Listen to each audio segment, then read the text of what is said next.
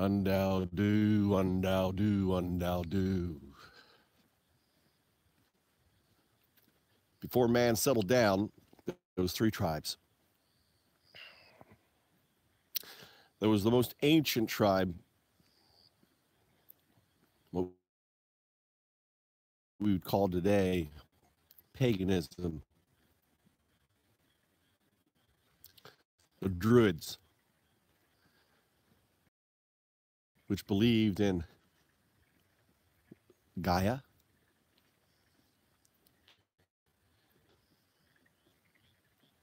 there were the polytheists. The polytheists, led by a seer, believed in the many gods. And then there was a monotheist that came after, who believed there was just one God. These three ancient tribes of man wandered the planet. In essence, what these represented was interpretations of the dew. And their desire was to explain the dew. With a lack of knowledge, the clouds and the sky and the sun had to have been magic. And that is where the Druids said, oh, everything comes from nature and Gaia and the sun and the trees, and the dew could be manipulated into spells and magic, right? The polytheist was, each one of these things represented God.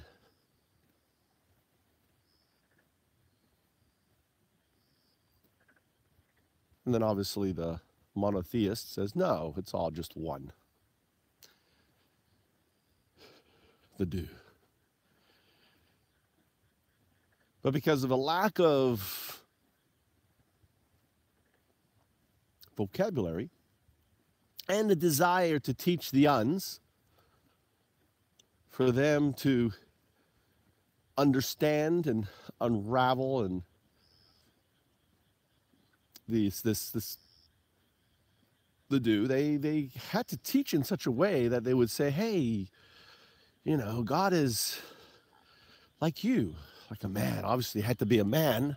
Could have been a woman, because a woman was next to a slave. It was property. So God had to be a man.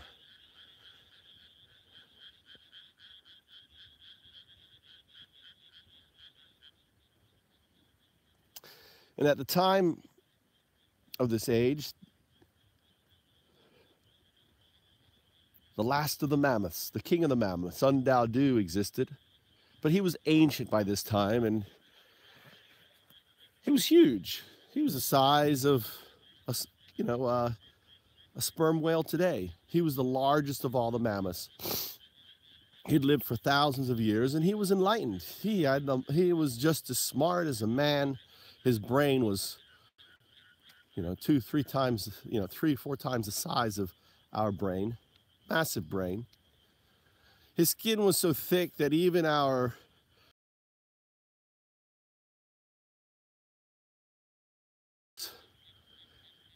his children exterminated by men who had become ever more greedy over the years. And he knew that the age of the mammoths was over, and the age of kings was coming. The age of kings, the age of man. So he decided to travel, this very enlightened creature, to as far a place away from man as he could.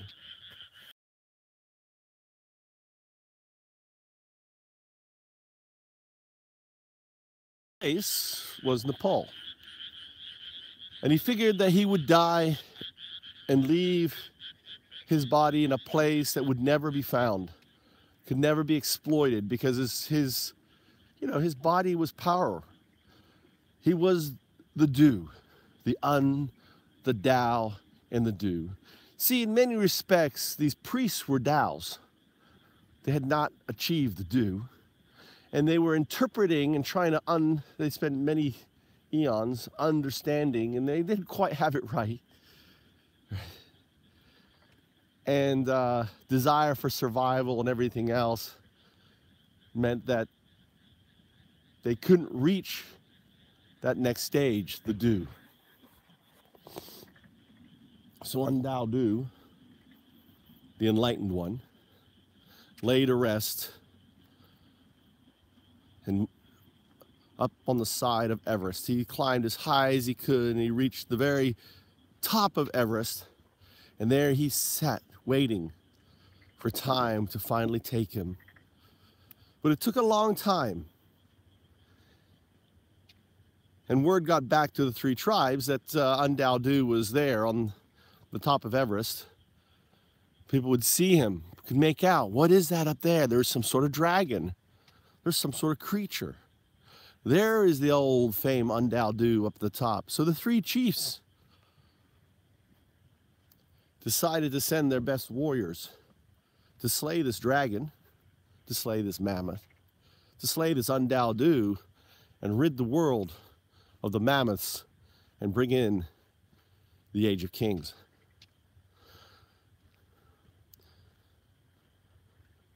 So the old blind wizard told his chieftain, "Nah, send your son. He will slay it and bring great honor to our tribes, and we will become the most powerful of all the tribes." And his son departs with his loyal comrades, but he never returns with his wizards, right? He sends his best wizards with his son. "Oh, don't worry. We'll bring back." So the polytheists said, "Hey, look, see, we knew the wizards was wrong." And the blind seer of the polytheists told the chieftain, "It's our turn. You should send your oldest son, and I will send with him the gods of war, the gods of cunning, and the gods of stealth, three of my most powerful seers." Said the blind man. Imagine Vikings, that guy, right? And don't worry, we will be the most powerful, because the gods are more powerful than the wizards, and this proves it. And sure enough, they go, but they never return. So word gets back, the rumors get back, the son of the great polytheist son didn't come back with his most trusted. Said the monotheist. This proves it. The most powerful of all gods is our God. There is but one God. The wizard was wrong. The druid was wrong. I should say the druid was wrong. The wizard, the druidess was wrong. The wizard, the seer was wrong. The polytheist. This proves, my Lord, send. I will send with you my most trusted priest and prove to you that the monotheist is the most powerful of all gods. There is but one God, and this one God rules everything, and this one God is the right one, the legitimate one. So the chieftain did as his priest had ordained and foresaw, because he believed in his priest. He believed in his mullah and his wise man who's guided his people all this time. And that this scourge Undaodu needed to be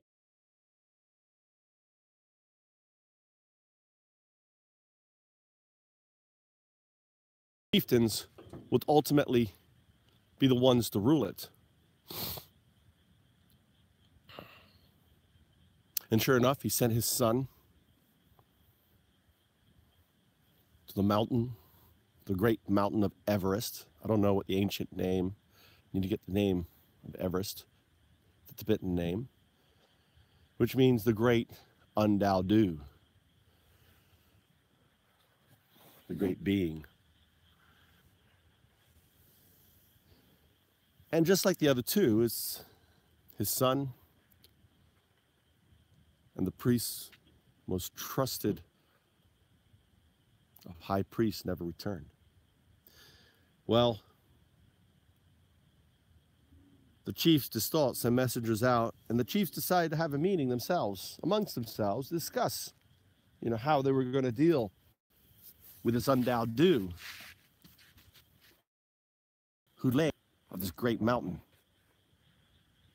Because unless Undaodu was dealt with, the age of man could never come forth. So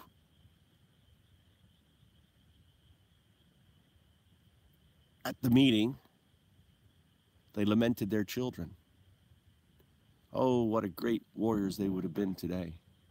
And yet they have been taken away by this evil Undaodu, this scourge of humanity that for thousands of years has tormented us and have forsaken us and has stopped us from our progress.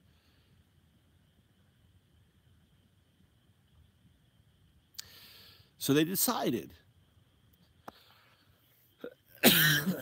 we should punish these seers of ours. They lied to us. They manipulated. They wanted us to lose our children. So they summoned with their warriors, bring us the seers. Bring them to us.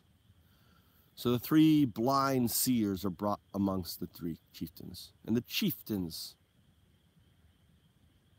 angered, who were drinking or were drunk, at the time, and lamenting the loss of their sons, demanded that these 3 seers, they themselves should deal as punishment with Undaodu, that they were responsible for ending this Goliath.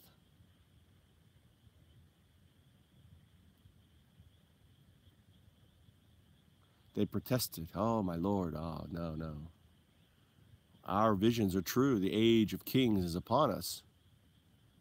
And they all agreed. And all the thing you said no. And the kings said, no, no, no. Stop your nonsense. We do not want to listen to your nonsense, or you will go. And they look around. They see this young, homeless shepherd boy. And the shepherd boy had traveled amongst the 3 tribes. They all knew him. They all liked him. He was a nobody. He had no family. He had no ancestors. He had no future. And they said, you will take this child, take this boy. You will lead these 3 to Undaodu. I just realized that the boy's name is Undaodu, not the king of the mammoths. Undaodu, Undaodu, Undaodu. The Undaodu, you will take these 3 wizards, and you will travel up the mountain there. And they had looked him, they could see him up there. You will travel up there, and you will slay this creature. We will not lose any more sons to this evil, this Leviathan, the last of the mammoths, the king of the mammoths, Leviathan. This Cthulhu, so each one has a different name. The wizard, the druid would call him Cthulhu. The theist would call him, polytheist would call him, what would it be? The polytheist would call him, oh shoot, the Kraken. So you'd have, we'll call it Cthulhu, Kraken, and the monotheist called him Leviathan. So each of them had a different name for this creature, the king of the mammoths. So Undaodu led the 3 blind men up the mountain to the king of the mammoths, who had ruled the earth for hundreds of thousands of years, and whose death would usher in the age of kings, the age of capitalism, the age of monarchs, the age of man.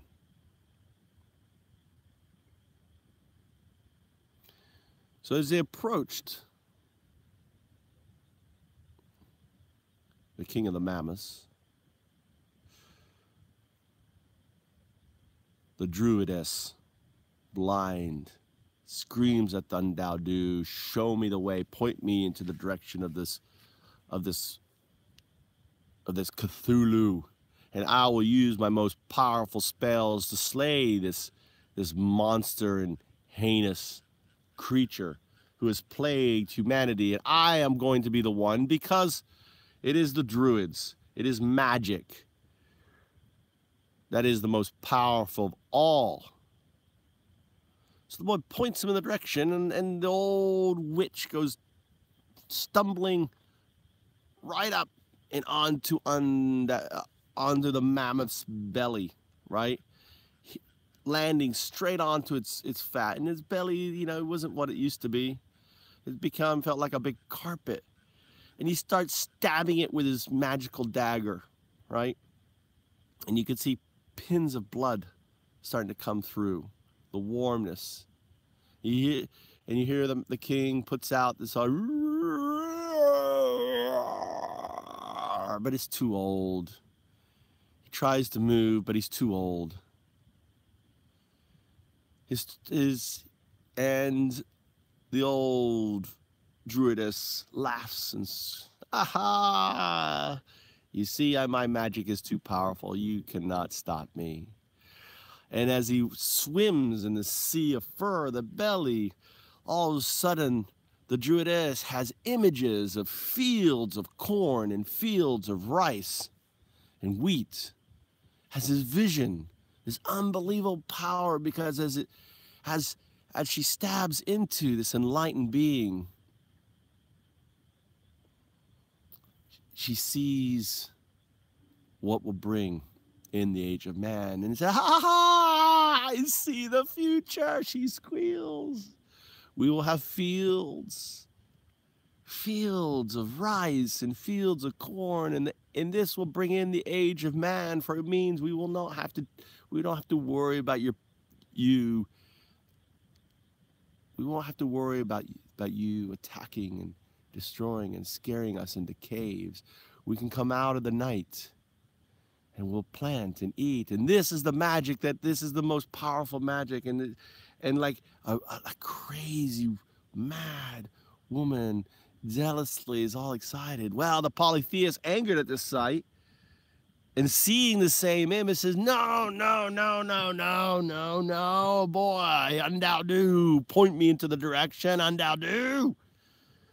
And sure enough, the boy points him into the direction, not wanting the witch and them to fight. He kind of points him off, says, "I'll send him off to the leg," which was right there.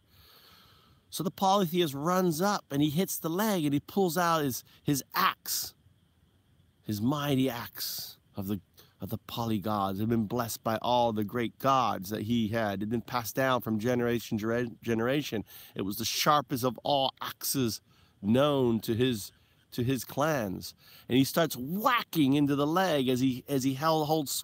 Like, "No, you're wrong. You're wrong. You're wrong."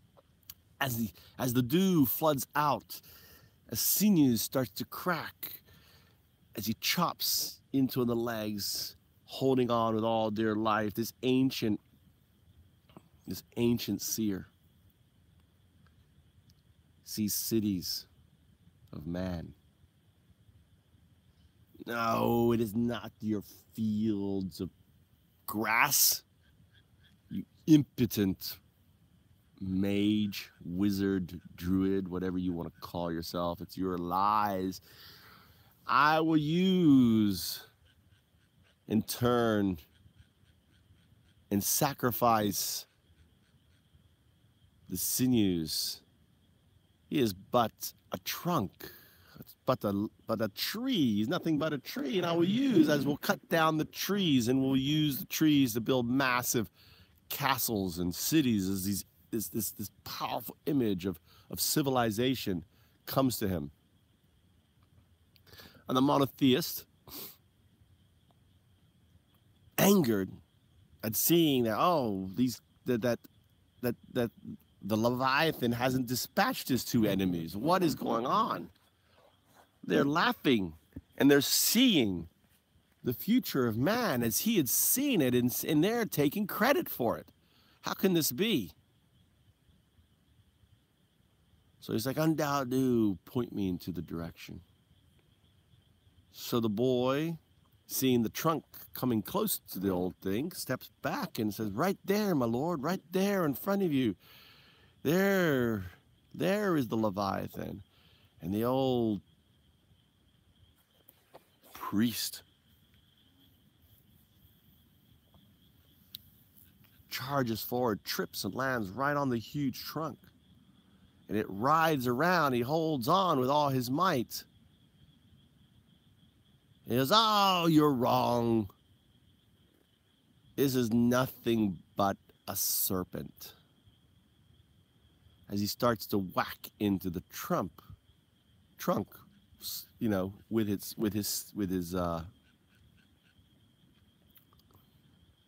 sacrificial dagger. I will cut off this. And he sees that it's hollow inside. He says, ah. And he sees the visions of technology, of water, of tubes, of power, and tubes of water, and everything moving, and lights. And he sees the future of man. He's like, no. I am the one who will usher in the age of man. I will be the last to be known. All of you are wrong. As he laughs and revels. The age of man is power. And through the trunk of Leviathan, this power will manifest. As he whacks into it, Undaodu stares in this horrific, insane sight of these three great men, all, you know, drenched in blood. And the poor creature, the king of the mammoths, unable to do anything because age had finally won. Age had finally left. And the first enlightened creature was about to die. It was his ancestors that went on and became the sperm whales. It was his ancestors that became the dolphins. And the irony was his same cousin ancestors that became man. And he was giving up his throne, and the age of kings was now upon him. And the king of the mammoth's eyes and Undaodu stared at each other. In a brief moment, Undaodu too saw the coming of man. And not only that, he saw the next stage, the destruction of man, the end of man, the end of kings.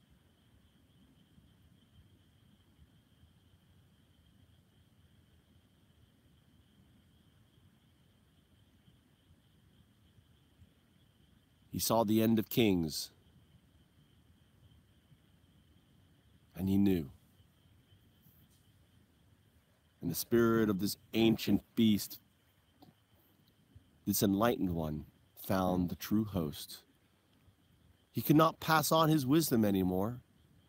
But in this boy that stood upon him, he saw the future of man. He saw the end of kings. He saw his and others' species' survival. Undaodu became enlightened in the dew. He drops the leash of these three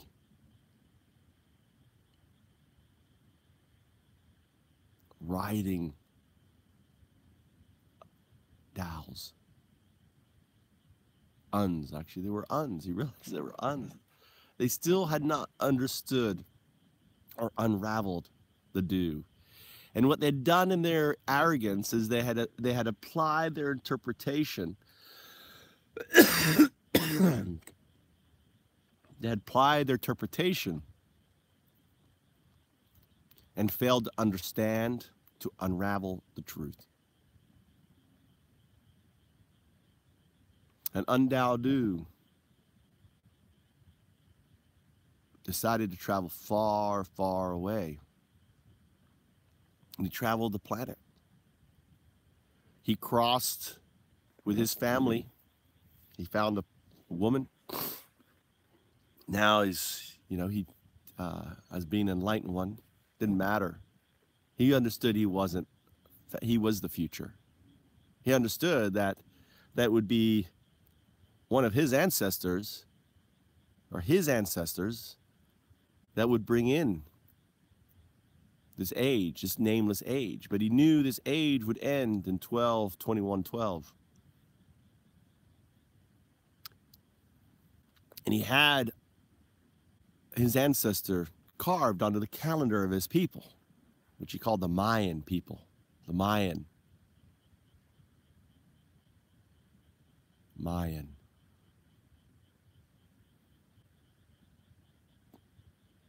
And in this sight of his, he saw his future ancestors sitting on these blocks. They called it the block. They kept referring to the blockchain, the chain of blocks. So he has his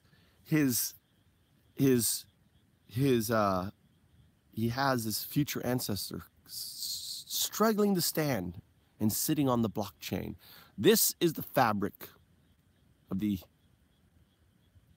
age of man, which would come after the age of kings. So the age of kings would end. The age of these chieftains, which will become emperors, and they'll become lords, and then would become chiefs of industry. And then all these chiefs of industry would go away. All these corporations or these entities would go away and usher in the age of man, the age of balance, the age of harmony. About his head, this new age was thought up. He depicted it as a belt. The Open Innovation Framework. Artists and idea people would not be chained to kings, as Aristotle and Archimedes and all of the great minds have been in the past. All the great artists have always been chained to kings. These great minds will be free to usher in this new age, his children. And on the back was this most curious of things, staring out into the world out of this machine.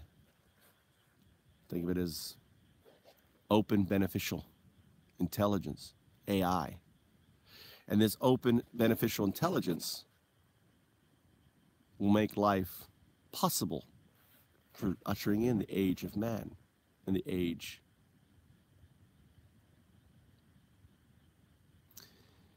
And it will be in this age that man leaves Earth and travels to the stars.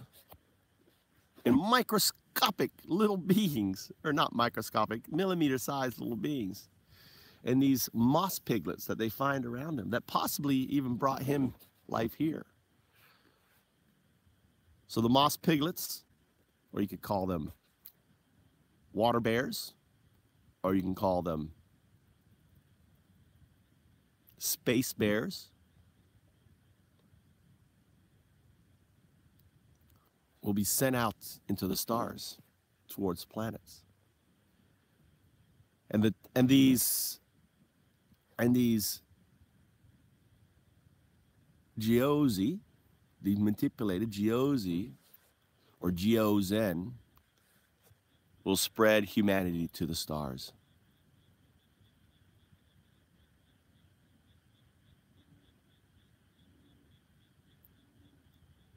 For 10 years, Undaodu will struggle. Undaodu will become aware of the story of the great, of his past. He'll become aware of the journey of his people. Undaodu will see the future too. And when you hear the story of Undaodu, you will find that the children of Undaodu will find gravitated towards him. You see, Undaodu represents the path to the do.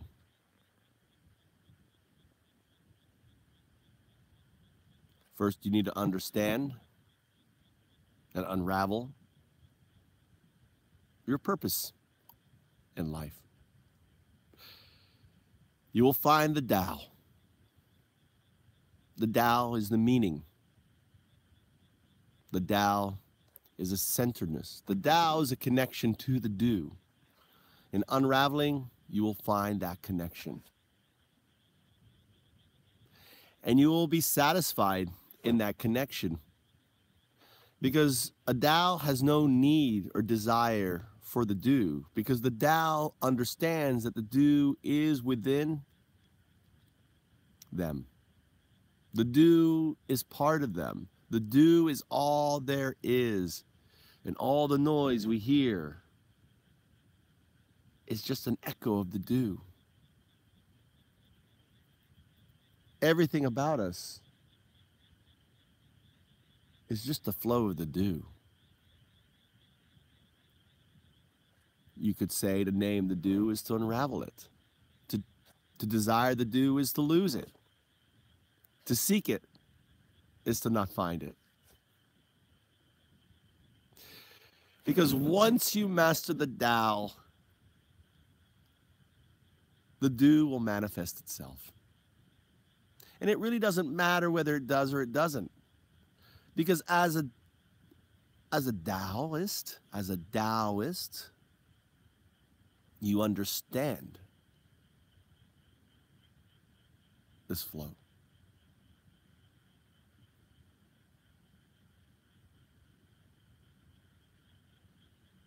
Of do.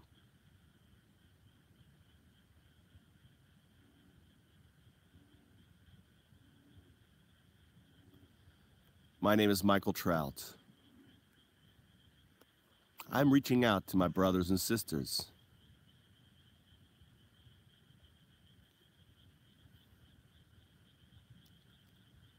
Undaodu is here. Undaodu has brought us and foretold of the blockchain. Undaodu is now going to lead us into the future. The age of man does not require a leader, does not require a king.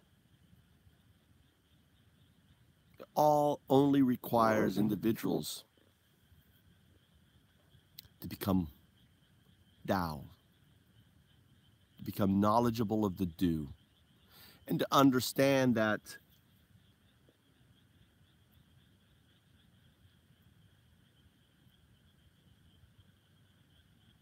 all life on this planet is precious. That when we are in the act of destroying, because of our actions, 70% of all living and loving creatures on this planet, we have become a disease on this planet.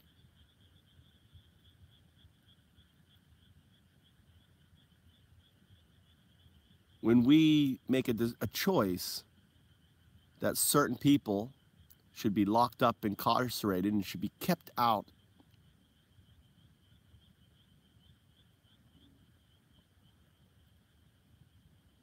of a certain territory, we fail to understand that all this territory, all this planet is everyone's.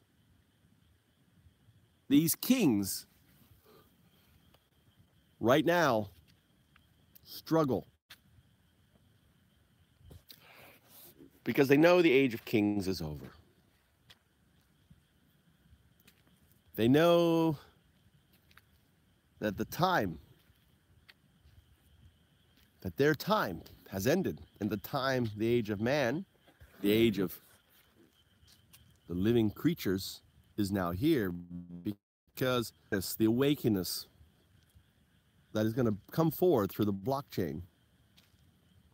The age of centralization, the age of kings is no longer upon us, and the age of decentralization is now here.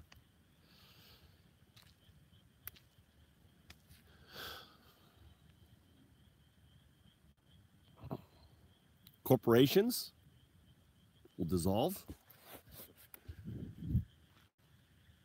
They won't have boards of directors. They won't have their 1%. Their purpose won't be to make their tribe wealthy. Their purpose will be to help the planet, its living systems, and share. Share the wealth, share the knowledge with all men, with all token holders. But you have to understand that the framework that ushered in the age of kings is endemically flawed or inherently flawed. It's built on something known as an economic system, which treats our planet as a infinite object. It's like I've created this cup of coffee and I can infinitely drink it without any consequence. As a result of this failure in our economic system that we call capitalism, we are the Arabola. We are the snake eating its own tail. We're consuming our own existence in devouring it and destroying ourselves. The Arabola is a representation of the age of kings.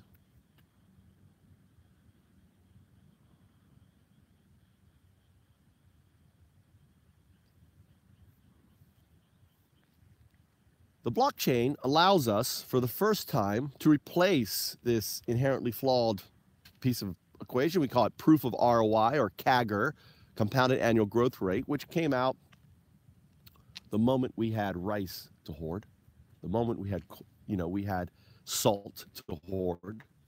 But really it came out with as prior to that, salt mines, you could hoard enough salt and carry it off. It seemed like it was an infinite solution. But as the age of kings, we grew, we became these huge agricultural farmers, these whole civilizations, and one after another, they ended.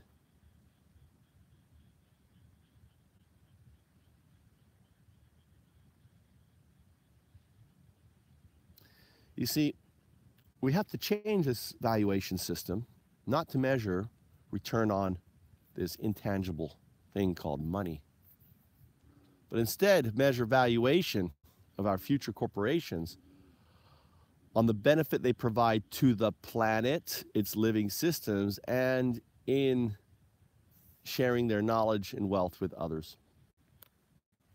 Those three things. We can now measure those three things. And the blockchain, or Tangled, another version of the open innovation framework, right? These are now, we've unleashed technologies. The open innovation framework, where in the past, prior to 12/21/12, prior to that, success equals access to closed capital networks. Closed capital networks are kings. Access to kings. Success equals your access to kings, funding, right? In the new paradigm, success equals validated idea, or what you could call ICO. The ICO is kind of like a flavor. ICOs will give way because in the future, as you have what I call DANOs, decentralized or distributive autonomous nonprofit organizations, these entities will form what's known as a keiretsu, a beneficial keiretsu, whose only purpose isn't competition amongst themselves, because there is no competition amongst themselves. They're just working together. They're all nonprofit. It's not about paying stakeholders or shareholders the revenue. They put the revenue back into the system, launch more found ups, and more found ups beget more danos, and more danos beget more found ups, beget more danos, right? And so on and so on and so on. Until all the corporations we know today will be no more, or they will transform and become danos, because as consumers, you will say, you know what? I'm gonna drink, Found Ups Cola, an open brand. I'm not going to drink Pepsi Cola, because Found Ups Cola, number one, doesn't harm the environment. It's made up of amazing herbs. It's good for me. It's healthy, right? It's like a natural vitamin supplement. And it also tastes as good as Coca-Cola or Coke or Pepsi or whatever. And so on and so on and so on.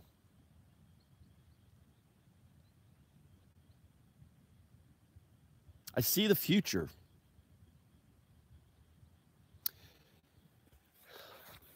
Ten years ago, I wondered if we had a future. I knew the open innovation, what you call the blockchain, needed to happen. And I'd reached out to Adele Reese of the Founders Institute. I reached out to Dave McClure, 500 Startups, and many others to get behind this vision, to hit them, and Eric Ries, the leaders of Silicon Valley at the time, and a host of other VCs saying, hey, give me the time of day.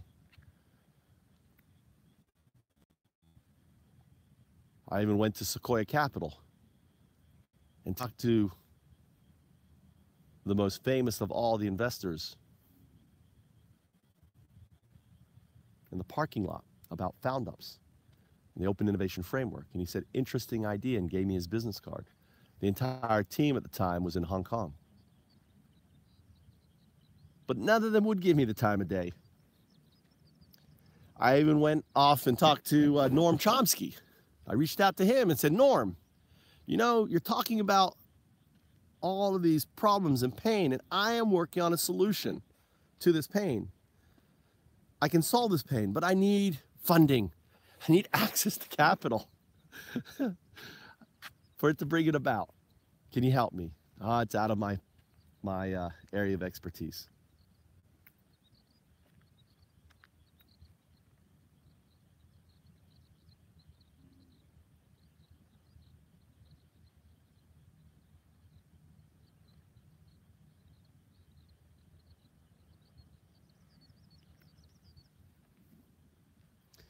And out of last desperation in 2012, started in 2011, I said to myself, who are these Bitcoin people? Because I'd built on Bitcoin. I call it BTC. What you call the blockchain. We didn't use the word blockchain in 2011. That term wasn't in our nomenclature.